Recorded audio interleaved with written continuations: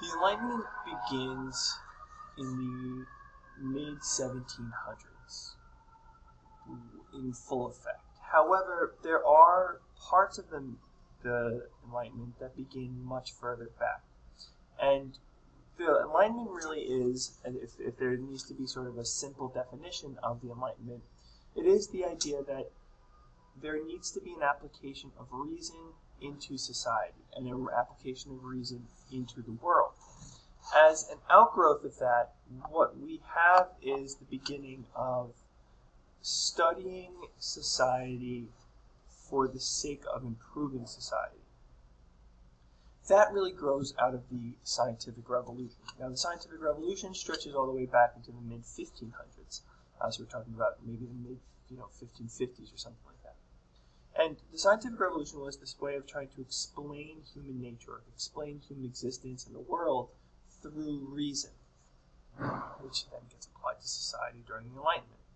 So as a result of this, you have things like political science growing up, right, in the 1700s because of the Enlightenment. You have the idea of education becoming more pronounced, and the idea of economics and geology and all these different subjects which develop because we want to study the way society operates. One of the first examples of that comes with John Locke. Now, John Locke was an English scholar. He was a physician, a doctor, and he worked for Queen Mary and King William of Britain. And his first book is, or his major book, is The Two Treatises of Government, written in 1690. This book becomes sort of the benchmark book for the rest of the Enlightenment. And in terms of political outlook, it really becomes the major book that is written in the time period. It discusses natural rights. It discusses the ability of humans to study the world. Now, the most important part of it is, there's three most important parts of it, I guess. The first most important part of it is that all humans, no matter who they are endowed with certain rights: life, liberty, and property. Now, this idea of having life, liberty, and property is one that Thomas Jefferson will adopt in the Declaration of Independence in 1776. It's one that the French Revolution will adopt in 1789. It's something that really sticks with people and becomes sort of the idea that helps these revolutions of the 1700s and 1800s. The next two parts of it go sort of hand in hand. And it's the idea that the purpose of the government is there to protect these rights. If the government is not or will not protect your life, liberty, and property, then you must replace that government. And this all comes from the third most important part, which is the idea of the consent of the governed. Government gets its rights to govern because people have given it that right. And that really becomes the essential part of the Enlightenment in terms of political outlook, right? If we think about sort of the kings and queens of the 1300s and 1400s, or in the 1500s, those are absolute monarchs, right?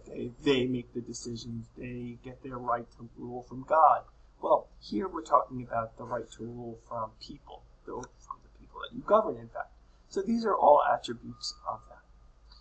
This then develops throughout the 1700s, particularly with a guy named Immanuel Kant. Kant probably is the most important voice of the Enlightenment, which comes in sort of two of his major books, or one of his major books in one article, right? So you have The Critique of Pure Reason, which is written in 1781, which is his first major book, coming sort of in his mid-50s. Then the voice of the Enlightenment really comes with the idea of what is Enlightenment in 1784. And this piece, which I'm going to pull up a PDF up now, is really the major document of the Enlightenment, right? When he talks about the Enlightenment, he says, "Enlightenment is man's release from his self-incurred tutelage." That really is the most essential part of what this Enlightenment is, right? It's the person's ability to release themselves from what they have taught themselves to do, right? We have taught ourselves to be, to follow the rules of other people. And what he's saying here is enlightenment is using that reason, right? And that's this part. Sapere aude. Have the courage to use your reason as the motto of the Enlightenment. This idea that we must use our reason. We must use our human understanding. And he goes on even further, right? Laziness and cowardice are the reasons why so great a portion of mankind, after nature has long discharged the external direction, nevertheless remains under lifelong tutelage. Laziness and cowardliness is the reason that we stay under this tutelage. It's this great sort of empowerment of people, right? This empowerment of trying to get people out of their tutelage, out of their possession. It's a great piece. And then he sort of takes on a couple of different institutions at the bottom of this, right? At the end of this, At the end of this document, he brings up, enlightenment, however, nothing is required but freedom, and indeed the most harmless among the things in which the term properly applied. It is freedom to make public use of one's reason at every point. But I hear on all sides, do not argue, the officer says. Do not argue but drill, the tax collector. The tax collector, do not argue but pay. The cleric, do not argue but believe. And he's taking on sort of three major institutions there, right? Officers sort of being the army, maybe the police force. Don't argue, just follow what I say. Then he's taking on the government. Don't argue, but pay, the tax collector, right? And then finally he's taking on the church. Don't argue, but believe. And this is really sort of the three institutions that the Enlightenment will fight. The Enlightenment is really going to tackle these three major institutions of the church, the government, and the officers, the army, right? And that really becomes the key attribute to the Enlightenment. This Enlightenment is continued, throughout Europe. There are different approaches to it, right? And different major things that they look at. You have a guy named Cesare Beccaria who talks about the idea of criminal justice. So those of you who may study criminal justice, you may recognize his name. He talks about the idea of punishment and what is acceptable. Remember, this is the 1700s. Corporal punishment is still a thing. People are being guillotined during the French Revolution. You have these different things that are going on in society. And Beccaria is starting to talk about how, is this really the thing that we should be doing? Butchering people in the street and all. Another famous name that many of you might have heard is Adam Smith. And I think I'm blocking this picture here. So Adam Smith is definitely one of the more famous names of the Enlightenment. He is a university professor of moral philosophy at the University of Glasgow, and he writes a couple of major books. Right, his first book is published in 1759, called The Theory of Moral Sentiments, and probably certainly his lesser known book, but probably the book that he most treasured of his two. And that talks about sort of how do we interact with other people, talks about the idea of sympathy. The impartial spectator comes in there, which is an important part of his belief. But his more famous book, and the book that probably has given him the most notoriety, is a book called An Inquiry into the Causes and the Nature of the Wealth of Nations. That's the longer title. We have just shortened it to The Wealth of Nations. Now that book is published in 1776. So by this point, Smith has not been a professor for about 10 years, actually about 12 years. So what he's done is he's traveled Europe, he's lived in London for a little bit, and he's seen how governments get wealthy, or how countries get wealthy. And he uses that knowledge to write this book. That's why we call him the father of modern economics. And he begins to study this idea of supply and demand, right? This idea of capitalism, right? Or at least modern capitalism. Now, Smith is commenting on what he sees as a big problem in economics, which is that the government sort of suppresses people's right to buy things, right? We call that mercantilism, where the government, governments of countries in the 16th, 1700s sort of hoard wealth and then hoard gold. And you hoard this gold because if you have all the gold, other people can't have gold. And if you export more goods than you import, you get to keep that gold. And what Smith is saying is doing that is not the best idea. That limits your access to wealth. Sort of let the gates open. Let the gold flow freely.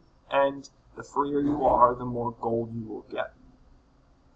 Now, whether or not that's true or not is irrelevant. But that's what he says. And he also gives voice to other parts, right?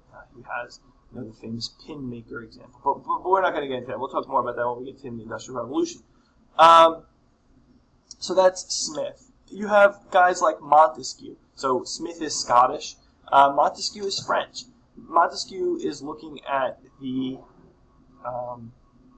French society, the absolute king of Louis XIV or Louis XV, and he's seeing France as corrupt, and he's seeing it as a way that people need access to the law.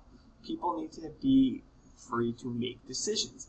And in 1748, he publishes a book called The Spirit of the Laws. In that, he discusses the need to break up the power of the government. You cannot have the government having all the power in one person, the absolute monarch system.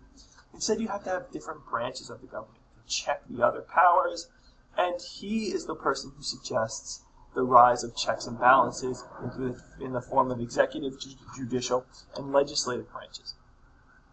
This is a fundamental shift, right? That we in the United States have adopted, and other places have adopted as well. The British have it as well. So this is a new form of sort of a governmental approach that Montesquieu brings to bear in the 1740s. The final sort of bit that I would like to sort of show you here is how this impacts America. We think of these three guys, John Adams, Benjamin Franklin, and then Thomas Jefferson. We think of these three guys as probably the most famous founding fathers. These three guys would have been very well aware of what was going on in the Enlightenment. They would have read their Montesquieu. They would have read their John Locke. They would have read their Adam Smith, their Immanuel Kant, in fact. They would have read all of these guys, and they would have known very well that, people have rights and people have the ability to practice these rights. And these three gentlemen are the ones who write the Declaration of Independence.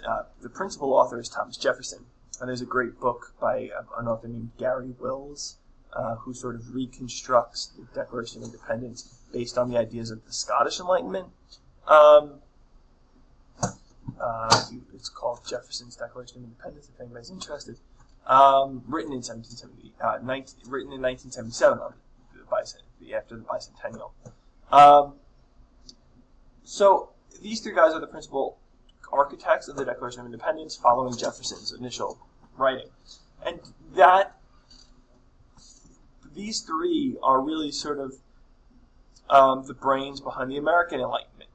All three of them are very well educated. Jefferson and John Adams at colleges, Harvard and College of William and Mary, respectively. Franklin, on the other hand, was self-taught. He drops out of school, but he's very well read.